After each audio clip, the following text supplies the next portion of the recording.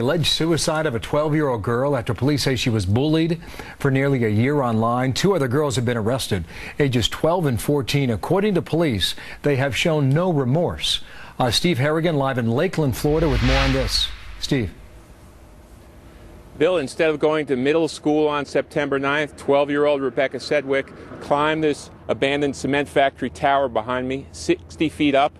After being bullied physically and in cyberspace for 18 months, she jumped to her death. We were with her parents this morning. Her mother spoke out. She said she's trying to spare other people the pain her family now feels. I don't want any kids to feel like she felt, and I don't want other parents to go through what I'm going through, because I can't even explain the feeling. The sheriff's office has taken two people into custody, a 12-year-old who has since been released into her family's care, and also a 14-year-old who the sheriff said has shown no remorse. She is still in juvenile detention. As for Rebecca's family, they say there is just a gaping hole. They are seeking grief counseling, and Saturday would have marked Rebecca's 13th birthday. Wow. Bill, back to you. Too much to take. Steve Harrigan in Florida. Martha. This tragic story raises so many questions about who is responsible. What are the legal consequences here? Joining us now, our legal panel, Fred Tisi, a former prosecutor, and Dwayne Cates, a criminal defense attorney. Gentlemen, this is just so heartbreaking. Good morning. You know, any parent, any human being just feels for this child's mother. But we've seen this time and time again, you know, and it reminds us of the case back in 2006 with young Megan. So where are we headed here in terms of how this can be prosecuted? Fred? Well, I got to tell you, Martha, I have 3 sons in high school, so you know this is something that's very near and very dear to my heart. And the bottom line is this: I personally would have probably prosecuted this woman for this young girl for even more.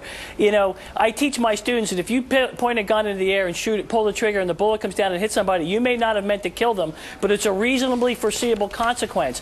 That was reasonably foreseeable as a result of what this people did, and I think it's outrageous. But the charge is aggravated stalking, correct?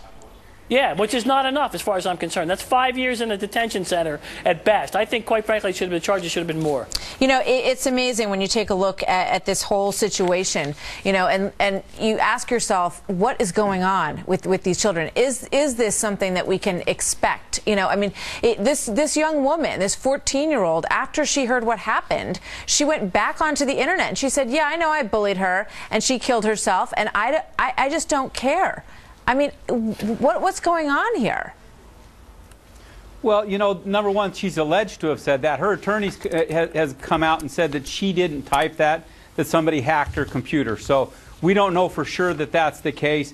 That's what's been reported.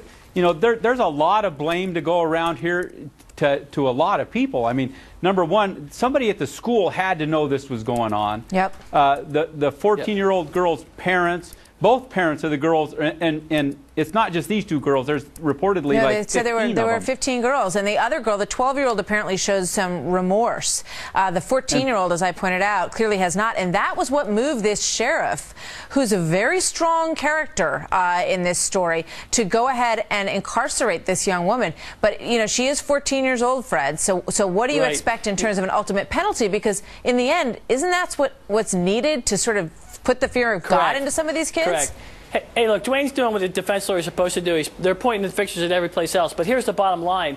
Everybody else is responsible. No, this child is responsible. This woman, this 14-year-old person is responsible. And I think you need to send a serious message. And this has to be put an end to. These are serious problems. This social media stuff has a dark and evil side that needs to be watched. Yeah, you're so right. It does, you know, and but they've sent a message. They don't need harsher charges. I'm glad they didn't come up with some negligent homicide charge or some trumped-up charge.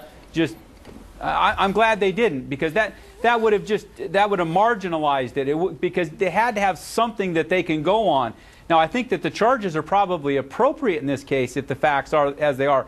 You have to understand, these are kids. The part of their brain that says maybe I shouldn't do this isn't formed yet. I've raised 3 teenagers. The sheriff is also pointing the finger at her parents because her parents don't seem to think there's any problem here. But as you say, the legal process is going to play out. You don't tell someone to drink bleach and die. I'm sorry. You don't tell people to drink bleach and die. Where were parents? If my kids did that, the law would be the lucky part of what they get. I hear you. I hear you, Fred. I got to agree. Dwayne and Fred, we're going to talk a lot more about this in the future. Thanks, gentlemen. See you next time. The sheriff is saying a similar thing.